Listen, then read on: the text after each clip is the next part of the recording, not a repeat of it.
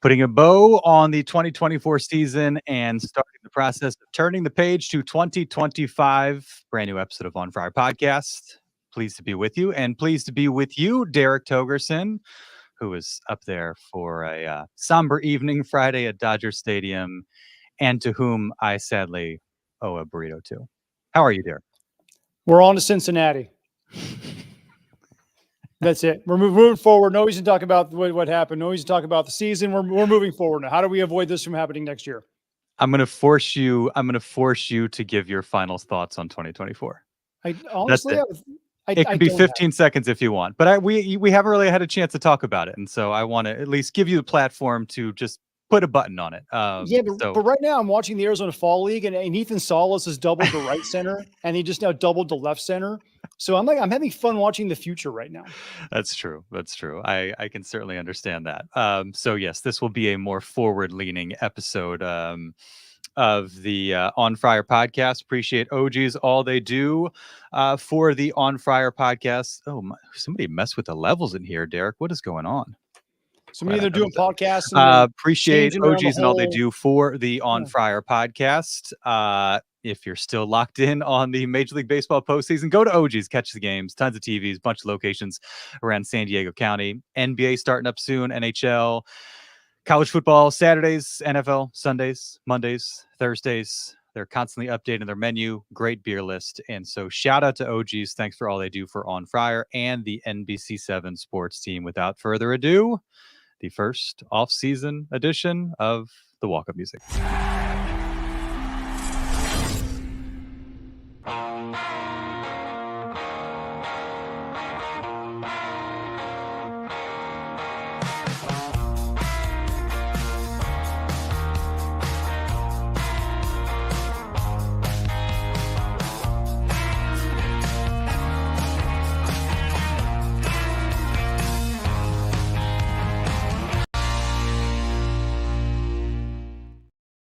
It is the On Friar Podcast brought to you by NBC 7. He is Derek Togerson. I am Darnay Tripp. Pleased to be in your company, Derek. You already started creating 2025 preview content. It lives on the NBC 7 sports page, a thorough look at some of the questions facing this franchise now going forward as they enter the off season, and why there is much reason for optimism, as you already expressed. Before we get to that, give me your summation of the 2024 season. Put a button on it for us. It was fun. There you go. It was. I'm not a dweller. I don't like looking back on stuff that much, especially when it's over. I burn all my stuff from previous relationships. Like I move on and I move on. I think the burning the stuff from previous relationships is pretty healthy. Yeah, it's completely. It's like LeBron James jerseys. It was a really fun year. It really was, and it was great. And they showed. I mean, Jackson Merrill became a thing, and Michael King became a thing, and I don't see how next year can't be better, because assuming you're not going to lose Fernando Tatis Jr. for 2 months, and Manny Machado will not be, limping around for half the year, and you won't have Yu Darvish gone for 3 months. You're not going to have Joe the entire year, which stinks. That absolutely stinks. But you can have Jason Adam for the whole year. Robert Suarez, you can rely on as a closer. You get so many good. Luis Arias will get his thumb worked on. He'll be healthy for a whole year, you would hope. Like the getting into next season, think about where we were at this time last year and how many question marks we had versus this year with how few question marks we have. I mean, there's 6 free agents. Yeah, Jurickson and Profar's got to come back. We'd love to see Kyle Higashioka come back. Don't think there's any chance in hell that Tanner Scott's able to be affordable. But other than that, there aren't a whole lot of holes on this roster. Last year was nothing but holes on this roster. So I love the fact that we can look forward to next year and go, okay, what margins do we massage to be able to make sure that this, bitter taste in our mouth right now does not happen again? That gives me hope. I like looking forward on stuff like this. Yeah, for sure. I mean, there's part of me that still wants to make sense of like, how do you go 24? And I will probably never have like a satisfying answer to this, but the 24 straight innings thing just continues to baffle me. And I feel like Schilt was obviously asked about it after the game, but didn't really have a whole lot to say on it other than like, hey, credit to Dodgers pitching and congrats to those guys. Well, that was a clubhouse vibe too. It was, they made a lot of pitches. And the bottom line is the Dodgers pitching staff made a ton, and they shut out the Mets in game 1 of the NLCS. So it wasn't a fluke. Yeah. They made a bunch of pitches and they threw incredibly well. And by the way, that bullpen's a top 5 bullpen that the Dodgers have. So it's not like it's a bunch of, Tom, Dick, and Harrys out there who you should be lighting up all the time. They pitched extremely well. The problem is the Padres only got like 5 or 6 mistakes, didn't hit any of them. And that was the difference. If they even square up 3 of those balls, then the Padres are playing right now. We're over at Petco Park for game 2 of the National League Championship Series. They didn't hit the pitches that they had to hit. And that's where the offense went awry at the end of the year. But they didn't. Usually when they get any given game, you get 7, 8, 9, 10 mistakes and you take advantage of half of them, you're in pretty good shape. They got like half of that and then didn't take advantage of it. The Dodgers staff, you do tip your cap to the Dodgers staff because they were tremendous. The Padres didn't do the things they had done all year and it came at a really bad time. Yeah. And I don't know if you saw the quote from Andrew Friedman where he was just giving effusive praise to their scouts and the game plan they had. And they felt like they had a pretty clear idea of how to attack the Padres with their bullpen, especially once you got through game 3 and they were going into the bullpen game and then game 5. And those guys obviously have to execute. And it was a different bullpen just in terms of some of the names and the quality than we saw against the Padres earlier in the season. So I don't know how much of it was just kind of the research and the scouting they went in, going in, giving them some sort of advantage that the Padres obviously didn't have or didn't counter. But the result is what it was, 24 consecutive scoreless innings. And that was that. And maybe, like you said, game 1 against the Mets takes some of the sting away because obviously they aren't the only ones that were having to deal with that. Yeah, I asked Higgy about that. I'm like, well, what were they doing differently with you? And he said the best he can come up with is they were a lot more careful in games 4 and 5. And he said that's weird because like I'm the 9-hole hitter, and they were even being really, really cautious and careful with him. So I think the Dodgers, they put more emphasis and focus on every single pitch, which is probably why he didn't have anybody. Yamamoto went 5 innings, and that's it. He's nobody else at more than 5 outs in games 4 or 5 for the Dodgers because they had to keep giving fresh looks. They throwing everything they possibly could at him just to try and get through that series. Yeah, and as we look ahead, there is part of me, and there will be plenty of time to talk about it this offseason as the season gets a little bit closer, that we probably had the same type of optimism after 2022. I might be wrong. I might be misremembering, but that's where I think I'll go into 25. Like, they haven't necessarily shown me anything to make me think they won't have like another really good season. I think it's just more like wanting to wait and see it because we've been in some of these cycles of like really good, really promising season, lots of excitement. Then for whatever reason, it doesn't pan out. And you could probably look at it objectively now and be like, well, actually look at the roster top to bottom now compared to what it was after 2022. And they're probably in a better place. But I don't know. I don't remember there being a whole lot of skepticism going into 2022 when Fangraphs and ESPN and all these projections were, pegging the Padres as like one of the best 3 teams in the league. And I think we kind of talked about it as such. Maybe it is just being a little bit jaded, but there is part of me that's like, I hope that's the case. I do very much believe it could be the case, but I need to see it to be like, yes, this is a sustained thing that's going to last us for years to come. Does that make sense? Well, yeah, that team in 2022, 2023, they didn't have the chemistry right. The chemistry was terrible. It's fixed. That part has been fixed. The skipper wasn't right. That part has been fixed. And those are 2 major pieces. But we didn't know that after year 1 with Bob Melvin.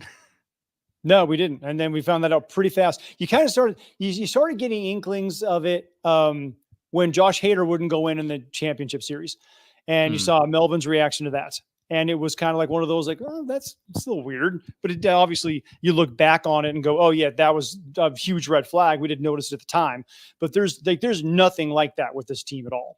Yeah. Yeah. And, Mike Schilt has said, at various points and then kind of reiterated after the game Friday, like he clearly, like, I'm sure Bob Melvin did too, but I think Schilt went into this knowing like it's one thing to win for a season. It's a completely different thing to have like sustained success. And that is kind of like his approach and his aim is like, what do we need to do to make sure this isn't just like a flash in the pan type thing, but to make sure it's year after year after year. And as he said, that would be, historic in a sense in San Diego for this franchise. And so hopefully some of those lessons and him being around can kind of inform that and help them make sure their position, the pieces in place, the clubhouse is where it needs to be to make sure it isn't an even year, odd year, even year, odd year. It is just like, this is who they are and this is what we can expect going forward. And I genuinely hope that that's the case. They should be. I mean, they've essentially this next year, they've got, like I said, there's 6 free agents on this team. And there will be 7 when Ha-seong Kim opts out. And there will maybe 8 if Wandy Peralta decides to decline his player option, which nobody would complain if he did that. So, but you're talking about, I mean, Martin Perez, take it or leave it. It's just Jurickson and Profar you have to bring back. I would love to have Kyle Higashioka back. David Peralta and Donovan Solano are really the other guys. We know Tanner Scott's gone. Forget about him. Can't afford that. Peralta and Solano were both incredibly valuable, both with their at-bats and the professional at-bats that they brought to the team, but also the clubhouse vibe. I mean, they brought a lot of these young players along in ways that we didn't even really know that it was possible for 2 dudes who showed up in May after they were cast off some other franchises. Like, I would love to keep their presence around. Don't know if you get the same kind of offensive production from them next year that they gave you this year, but I mean, I'd be willing to roll the dice at the right price point with both of those dudes. Oh, for sure. Yeah, no question about it. And when you talk about kind of just the clubhouse atmosphere and vibes and team chemistry, they seem to really contribute to that as well. You rattled off all kind of the important questions, except for I don't know if you mentioned Ruben Niebla being another one who he'll be back. Yeah, coaches are always on a year-to-year contract. They very rarely get multi-year deals. Which is, maybe the most important of all of them is getting that kind of locked in. Because we obviously know how important he is to the pitching staff and to the franchise as a whole. Of the guys that you rattled off, who are you most intrigued by? What situation has you most concerned, curious? Well, Profar's the guy. Yeah. Everyone agrees. Profar, the Padres fans, the universe. Jurickson Profar needs to be in San Diego, right? We saw this at the end of the 2022 season when he opted out. I think he was due to make like $8.5 million, something like that. He wanted 10, 11, 12, somewhere in there. Didn't get it. Had to play the World Baseball Classic to finally get a 1-year deal from the Rockies. It did not work out there. He shows up in San Diego and they go 15-5. And then what happens this year happens. I just hope that everyone understands that Pro needs to be here and he deserves to get paid, but he's not getting paid top of the market because it's still, as much as it means to this club, it's still a 1-year all-star, average at best defensively in left field, although he makes occasional splash plays. He, as we say, he leads the world in vibes above replacement. That's why you bring him here, but you can't give him $15 million a year. That's not in the cards for him. So I hope he understands that he's around a 10 to 12 guy, and the Padres understand that he's a 10 to 12 guy, and just give that to him over 48 for 4 years, and let's just get this thing out of the way and move forward. Everybody be happy.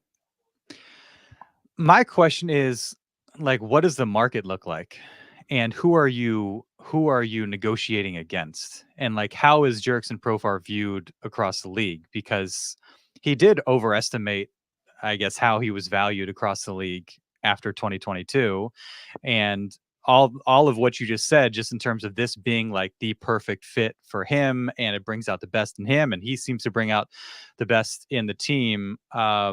But that hasn't been the case elsewhere. And so I wonder, like, maybe you can get away with a little bit less than what you just said, which would be, I mean, probably pretty close to a fair number for him.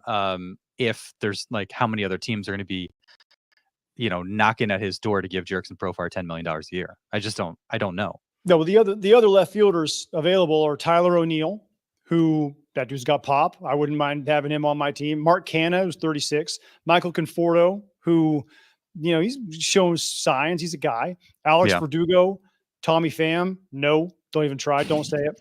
Travis Jankowski, Austin Slater, Jesse Winker, Adam Duvall. Jesse Winker. Former Padre Ben Gamel. Ben Gamel.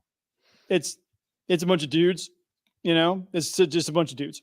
Center Yeah. field, Cody Bellinger, he's going to probably opt out. He's going to probably get paid. Other than that, Michael Taylor, good defensive dude. Harrison Bader, who I think the Mets will probably try and hang on to. And then you have, the right fielders are where it's all at. It's Soto, it's Anthony Santander, it's Teoscar Hernandez. Those are the dudes you got to look at who are going to get paid massive, massive, massive amounts of money. And Soto's on a whole different plane than even Santander and Hernandez are. Sure. So Profar, if he thinks he's in that camp, then he's going to be waiting a long time for a contract. If he understands where he is in the hierarchy of this stuff, then this should be done pretty quickly. Yeah.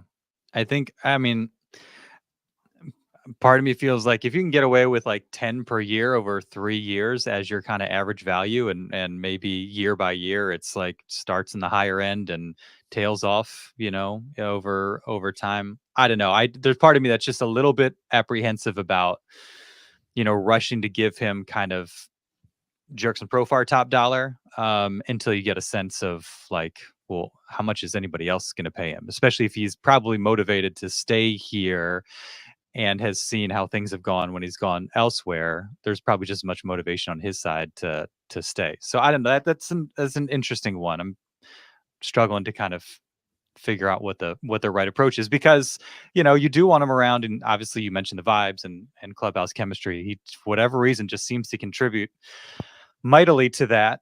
But I also feel like if this team can't function without Jerks and Profar, we have problems. Like the success of the franchise. Do you want to test the baseball gods' patience with you again? Some things just make too much sense to screw with. Just don't screw with this. You're right.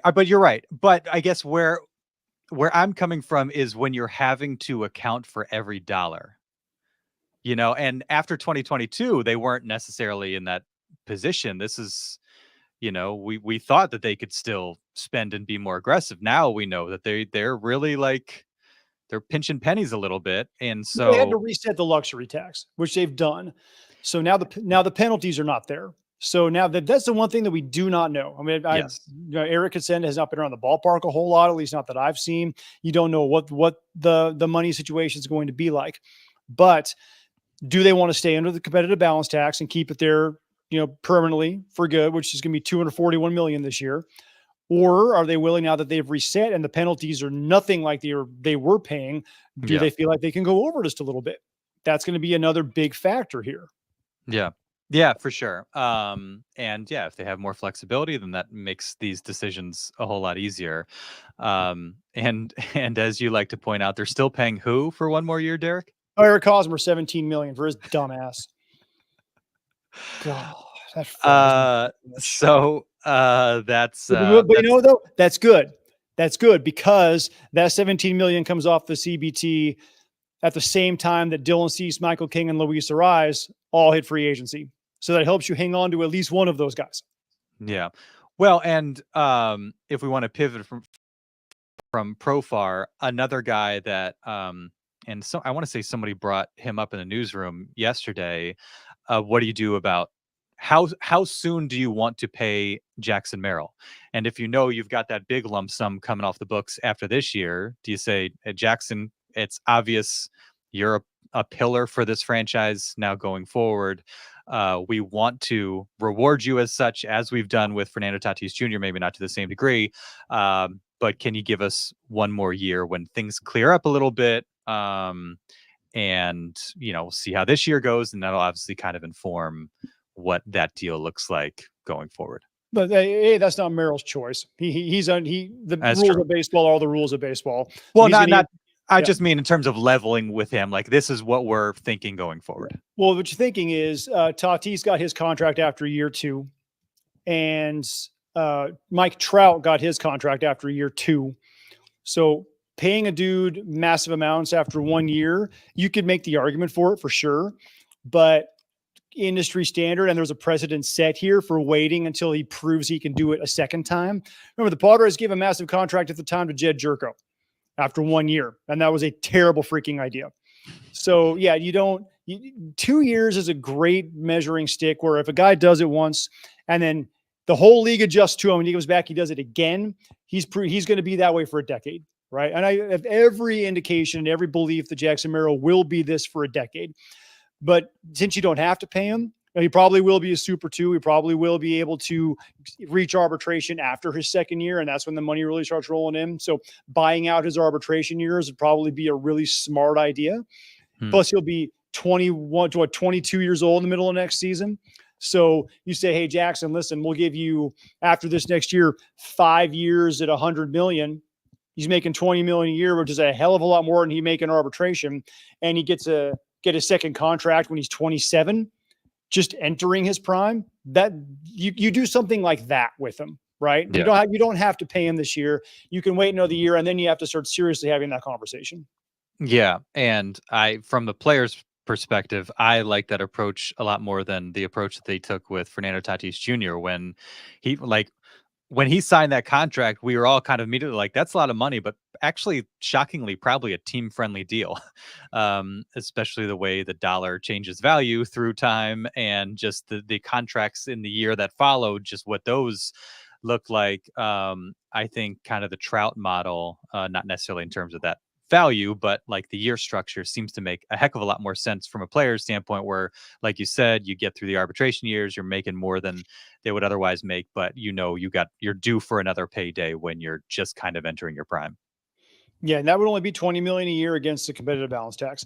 Tatis is only a little over 24 a year against it, which is really Crazy. for a guy with that kind of talent, not that bad. It's No. less than Xander Bogaerts is, which might make you throw up on your Cheerios just a little bit to hear that. Do you see a world where Ha-seong Kim is on this roster next season? No, I don't.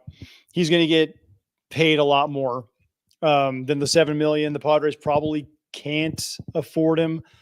Okay, so they can afford him, but I think someone will overpay for him. So yeah, I don't see that being an option for them next year. I just don't. Yeah, I tend to agree. Spotrac has his market value at 4 years and $49 million.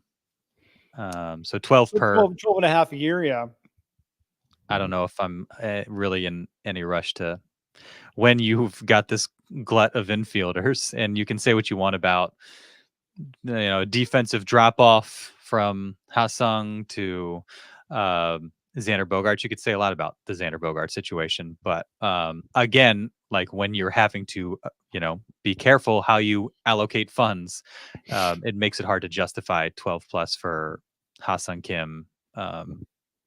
Yeah, when he was healthy this year, he wasn't exactly blowing the doors off the place. No, and he's great. He's great to have around the club. He's awesome. I love the kid. I wish him the best of luck wherever he ends up. It doesn't look like it's written in the stars for him to be here any longer. No. Kyle Higashioka, on the other hand, you got to hang on to Higgy. You got to hang on to Higgy, because as we just mentioned, the top of this podcast, Ethan Salas is probably a year or two away, and Higashioka is one hell of a bridge to Ethan Salas, and he's a guy who would actually take the time and work with and mentor a young catcher like that. So Higgy's awesome. Higgy's was reborn in his entire, he had the best year of his life, both at the plate and behind it with the Padres this year. He's wonderful friends with Michael King. All the pitchers on the staff love throwing to him. He gave you a lot more offense than anybody would have ever dreamed he was capable of. As Michael King said, he's probably the best 9-hole hitter in the entire league. It makes too much sense. He's going to be 35 years old. He made a little over $2 million this last year. He's not going to break the bank. Will he get a raise? Yes. Can you get him for $4 million a year? Probably. And I would do that in a heartbeat. Keep Higgy around for 3 years and $12 million. Even after Salas takes over, he's an unbelievable backup catcher. We've seen him do that already. That one makes almost as much sense to me as Profar does.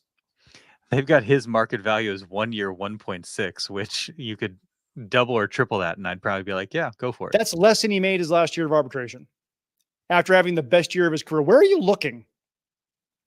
Spotrac. That does not make any sense. And just, looking at his career earnings, what was it? Yeah, two and change this year. Yeah, it was like 2.1, 2.2 this year. 1.4 last year. So yeah, I mean, if you bump that up, like you said, to around 4, you're doubling basically anything he's ever made in his life, and keeping him around, hopefully at least for a couple years, like you said, to kind of be that bridge. And you saw what he did for the pitching staff, similar to Austin Nola, but without being a black hole in the lineup, which Nola was for a good portion of his Padres stint. And Austin did. I mean, Nola also did not control the run game at all, and that seemed to be less of an issue for the Padres this season as well. Petey here, speaking your language. Salas looks solid in Arizona Fall League, as you mentioned, Derek. And on the topic of Ha-seong Kim, Leo DeVries coming up fast through the farm system too. And he played not even a full year at Lake Elsinore. How is that coming up fast? Well, I mean, Padres are as aggressive as they come. Now, does that project to 2025? I don't know about that. But okay, if Leodalis DeVries is in the major leagues next year at the age of 18, having spent almost a whole year at low A, then he's Kryptonian. He's not even human. That would be the shocker of all shockers. Yeah. The kid is amazing, and I've seen him play in person, and he's going to be great. He's just not going to be great next year. Yeah, Merrill still had a year at Double A. He played 3 years of pro ball. DeVries has had 3/4 of 1 year of pro ball. Slightly different situation.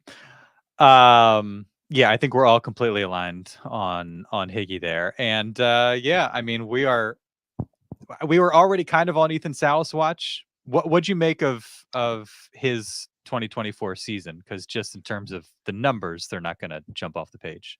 Yeah, he spent a lot of the year figuring out his swing, and he didn't hit hardly at all for 5 months. And then the last month and a half of the year, he turned it on, and he looked like the Ethan Salas that we saw when he was 17, moving all the way up to Double A. Behind the plate, he's so good. Pitching staff loves throwing to him. He's got a really good arm. He frames pitches. He does everything well. He's athletic as can be. So overall, you look at his numbers, you think, what the heck happened to him? He had a really bad long stretch at the plates, and that kind of taints everything. Everything else, every other benchmark, he's pretty much hit it. So he's moving in the right direction. Yeah. Who's the second catcher to start 2025? Can it be Campusano? I mean, I wouldn't hate that. I'd be fine with that. I mean, obviously, not a great ending to his season, unceremonious finish to his season. I think he's one of those guys who you might look at as a trade bait kind of thing, and then sign Higashioka and find. I mean, Elias Diaz is also a guy who was here for a while with him at the end of the year, who hits the ball a ton. Certainly a capable backup catcher. He's a free agent too, so maybe you bring him back. Yeah.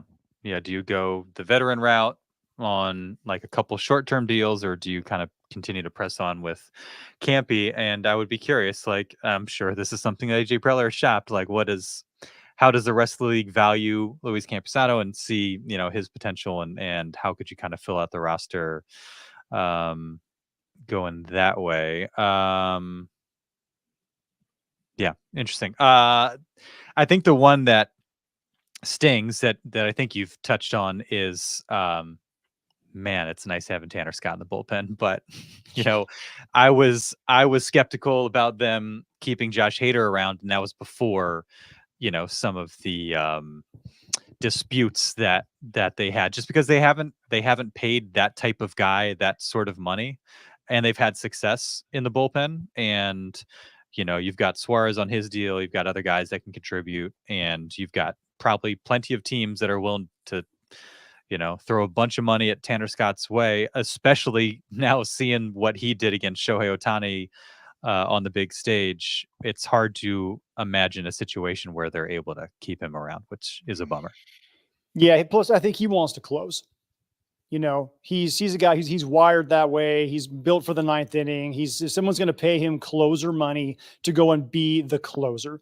So I think, yeah, he's a great dude. Loved having him here. I would keep him in a heartbeat, but I don't think if someone's going to come give him 15, 16 million a year, the Padres can't match that for a guy who is going to be as good as he is, the eighth inning specialist for the most part. Jason Adams is still here under arbitration. Or Jeremiah Estrada's here. He's basically a rookie. So you got high leverage arms who are still going to be around here. Tanner Scott was a nice luxury, and you never know. You got to go find the next Tanner Scott at the trade deadline next year. You know, there's always a reliever to be had around the deadline, which is exactly what happened this year too. Yeah, and usually for a lot more inexpensive than what they got Tanner Scott for. Martin Perez, why not? Yeah. Right? Seriously, why not? You got starts to fill with Joe, on the mend for the entire 2025 season. Yeah, you need depth in the rotation, and we know you've got King, Cease, Darvish, and then you got probably in the pipeline. Vasquez has proven he can be an everyday starter, and Waldron has proven he can be an everyday starter. He ran out of gas in a big way down the stretch, but he'll be much more stretched out for next year. Having a guy like Martin Perez in the mix would be fantastic. And he's probably, again, 13 years in, he's probably not going to cost you a whole lot. But if that dude is your fifth starter, you could be doing a lot worse with your rotation to have a guy like that who's that crafty, who threw as well as he did outside of his final start in Arizona when everyone's trying to get the heck out of there anyway. He was a guy who I would very much like to look into keeping around. And, he's a former Ranger. AJ loves keeping those former Rangers around. So, yeah, I could absolutely see him staying here at the right price point. If he thinks he's worth $6 million a year, go find it somewhere else. Fantastic. That's not going to be the case here. Yeah. We've kind of routed them off. Any other thoughts on kind of that free agent crap that the Padres are going to have to kind of sort through over the coming months? Now you can find starters, right? If you need to. Mm-hmm. You're not going to sign Corbin Burns, You're not going to go after Snell. You're not going to, the dude who maybe I could see go Michael Wacha's got a player option. Maybe he opts out in Kansas City. Obviously, he was well regarded here. Maybe that's a dude you can go get. Max Fried's a free agent. He's probably going to be way too expensive for you. So I think you're probably shopping in the more shallow end of the pool. The Trevor Williams, local kid. That's a guy you could probably get out here and get him working with Ruben Niebla and help him kind of unlock a little bit more. We've been talking about Lucas Giolito for God knows how long. He's a free agent. You get probably right around those types of guys, Luis Severinos, those people who are good. Maybe you get the name. Probably not going to be what they once were, but you don't need them to be what they once were. And they come in here and maybe with all the pressure off working with Ruben Niebla, they give you a surprising, 3.85 ERA and give you 140 innings. That's all we need from a lot of these guys. Does it drive you a little bit nuts that Sean Manaea is now with the Mets and just dealing in the postseason when not at all? I love Sean. When they basically couldn't pitch him in 2022 and then said after the season that he didn't work very hard. Well, he's working hard now. I know, but if you had this version of Sean Manaea in 2022, that would have helped in Philly. Yeah, he completely remade his entire delivery this year. He was, and plus he's such a likable guy. He's super likable guy. He's a great teammate. You can't meet Sean Manaea and not like Sean Manaea. So yeah, if he's shoving against the Dodgers, by all means, go get it. If you openly admit that you could have worked harder, I don't know if I put you in the great teammate category. That also, the context also works there, where it's like, obviously I didn't do enough to help my team, so next year I have to work even harder. Is that the context, or was he saying, yeah, I loafed it this year? I'd have to look this up. There is a segment of the Padres fan base that would love to see Blake Snell back. Yeah, there's also a segment of the fan base who thinks that they should fire Mike Schilt. So listen, I don't think that's true. No. There are people who said, "Oh, Schilt blew it in the postseason. Find somebody else." Yeah. So there are people in the Padres fan base who think that Manny Machado was not a good baseball player. So that's who we're dealing with here, Darnay. I like Blake Snell more than you, but I don't think there's a world where the money makes sense. pulling up this article.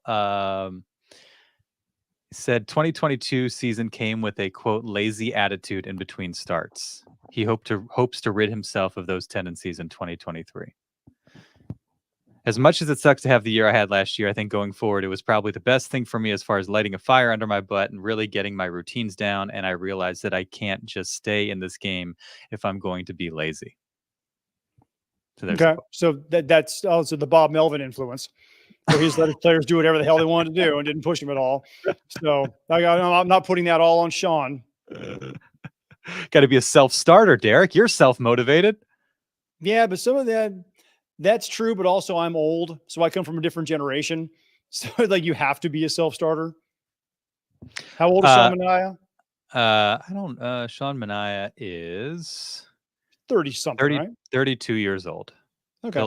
He'll be 33 before the start of next season.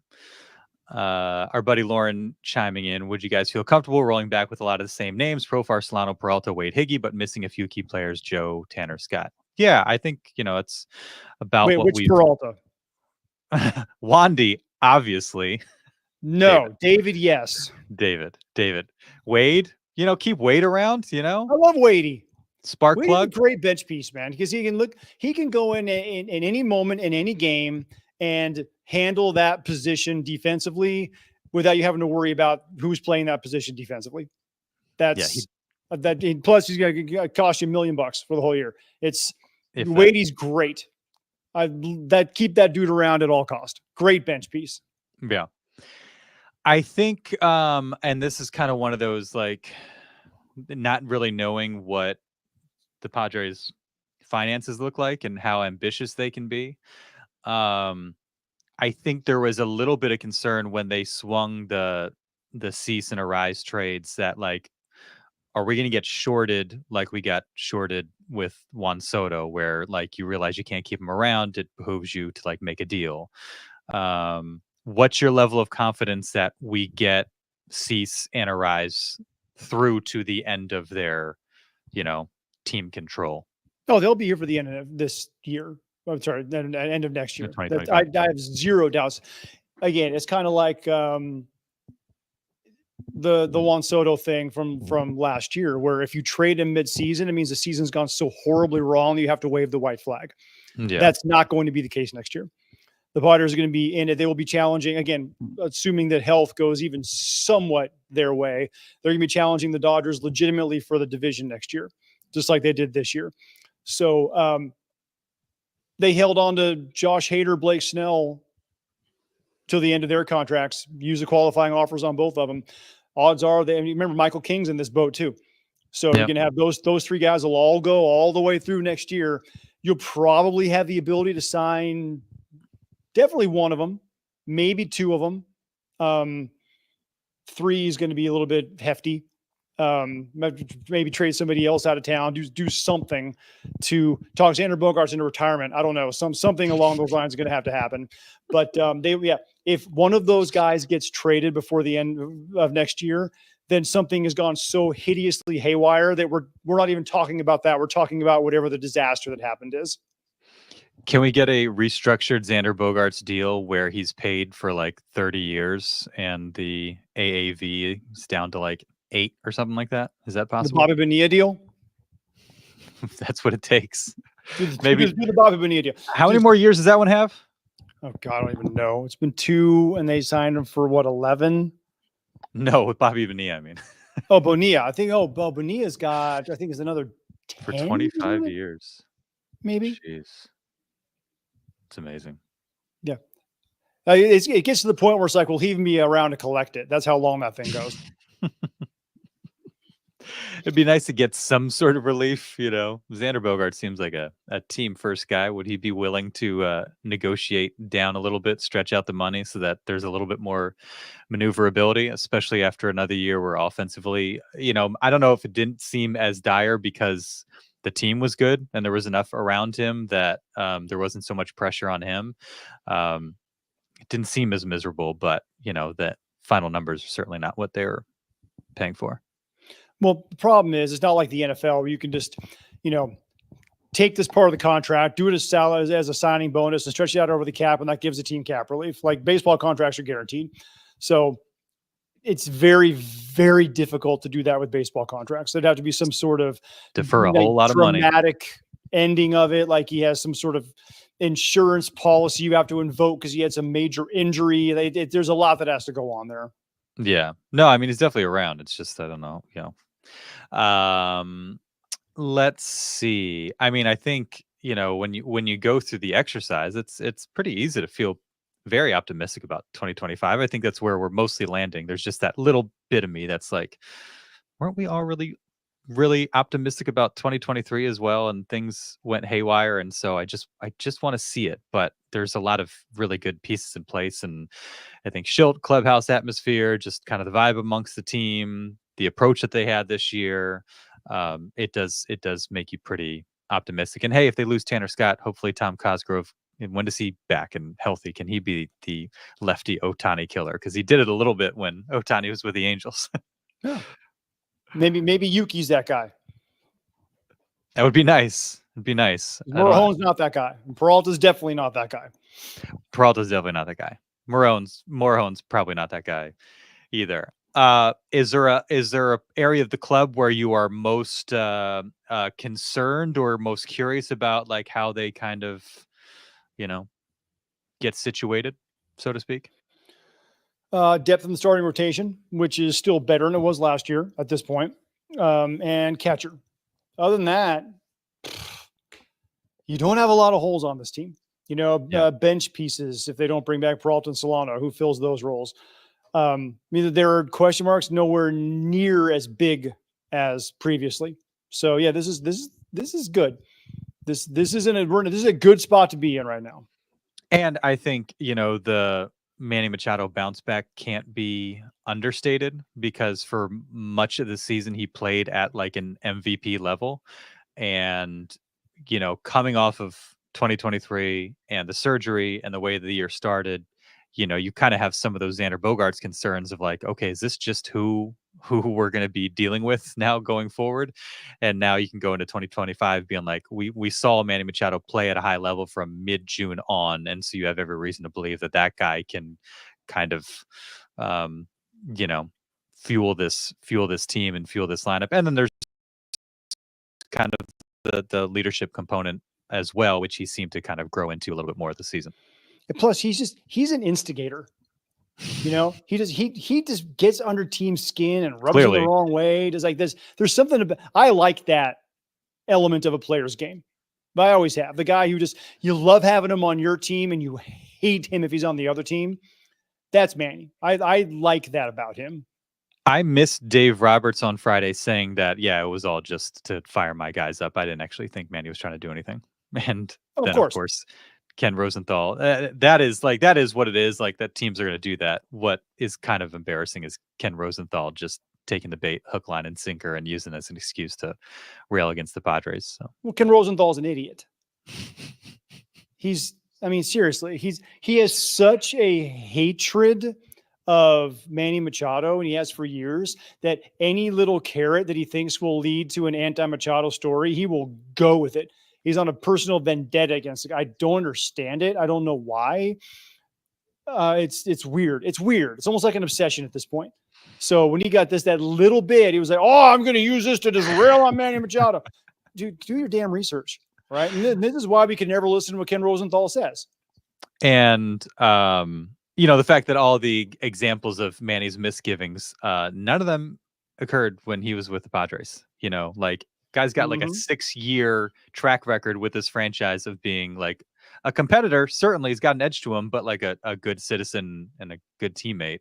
That should tell you something, and I think kind of inform your approach to a piece like that. And then you have Profar and Tatis catching strays, and that it was a little bit much. Well, he's a boomer, dude. He doesn't like all this fun, happy baseball that we have nowadays that all the fans love. He wants to go back to where you hit a home run and put your head down or run around the bases like Scott Rowland real fast. That's all he wants. He doesn't like personality because he doesn't have one. It's a pure jealousy thing.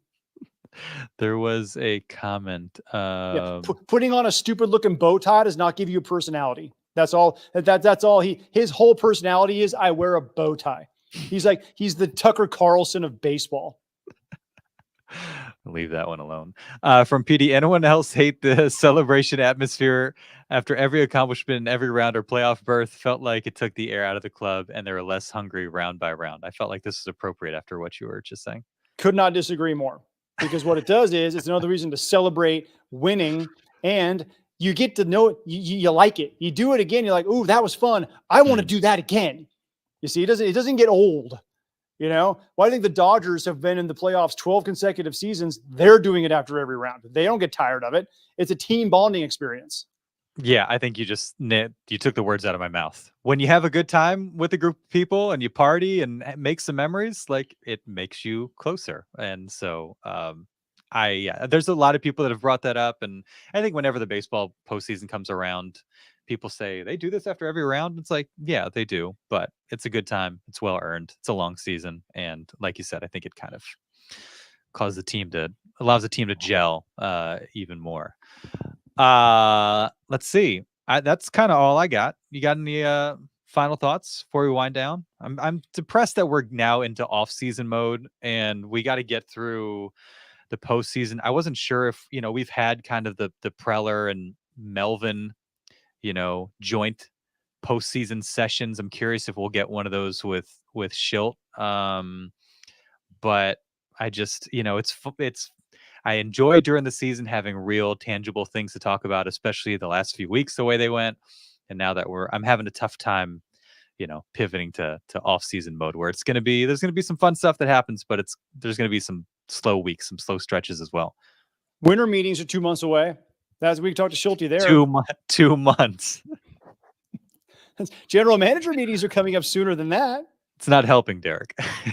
well, the winter meetings are in Dallas this year. Can they come back to San Diego instead? I would like that a lot more. We're on the rotation. I know that. I think it's every 3 or 4 years they come to San Diego. It seemed like it, yeah, because it was it 19 and then 22? Yeah. Where are the GM meetings this year? Can they be in Carlsbad again? Yeah, that's awesome. We get another one of those things where they're here and it's freaking brilliant. Okay, events. Okay, the winter meetings December 9th through the 12th in Dallas. Mm-hmm. Oh, we need to do all MLB weekend, Darnay. All MLB weekend presented by MGM Rewards, a multi-day offseason event to honor baseball's best. Hey. It's in Vegas, November 13th to the 17th. That's what we're doing next. Is that November 13th to the 17th? When is that? That must be when they're announcing the award winners. All MLB team and the award winners. Yes. Yeah. That's when we'll find out that Jackson Merrill is the rookie of the year and that Mike Schilt is the manager of the year. Is AJ Preller executive of the year? AJ Preller is executive of the year. Yes. No question. He probably has the best chance of all those guys I just mentioned. Yeah. All right. Well, we got that. I can make a case only a month away. Yeah, I can make a case that Ohtani's going to win the MVP, and by the way, rightfully so. You got to have 2 other finalists, and it's kind of like hey, we recognize you too. I think Francisco Lindor and Manny Machado are the 2 guys who should be the finalists with them. Yeah, that's a good thought. Yeah, who has the honor of finishing second and third to Shohei Ohtani? Which in a year like this, I mean, yeah. I think Lindor certainly, and Machado, the way he turned it on. I don't even know who else would be in that, having not looked at it, would be in that conversation. Just like, what would a top 5 look like? Who would be in the kind of the fringe, the conversation there? Willie Adames, the Brewers, really carried that entire offense this year. He would probably be on the list. Man.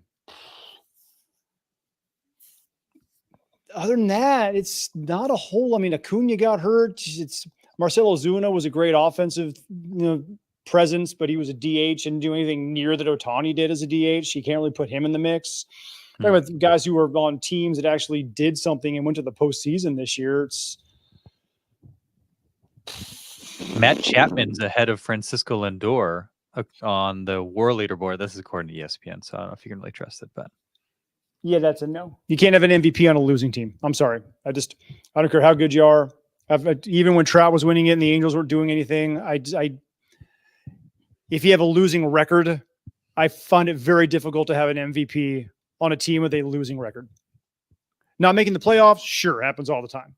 Yeah. But on a team that doesn't have a over 500 finish, that's tough for me. Yeah. The Phillies are the number 1 seed. I can't think of anybody from the Phillies who would be in the mix for an MVP this year. Me either. Cy it's Young, a weird. yeah, Zach Wheeler will be in the Cy Young conversation. Yeah, it's a weird year. Like when Tatis was the finalist, and it was clearly like Tatis, Soto, and Bryce Harper. But outside of Ohtani, Lindor getting some love, and seems more open than it has been in recent years. You see this, Derek? On Friar is the Gentleman's Podcast. How about that? You know what? I appreciate that. And by the way, thank you, Petey. The comments actually all over the place. I'm not. Let me say that again. Your comments are up and down the board here, and I appreciate it. And you do make some very salient points, and I appreciate you interacting. Seriously, I always love the discourse and the dialogue. This is On Friar, the Gentleman's Padres Podcast. It was a pleasure, Derek. Bye.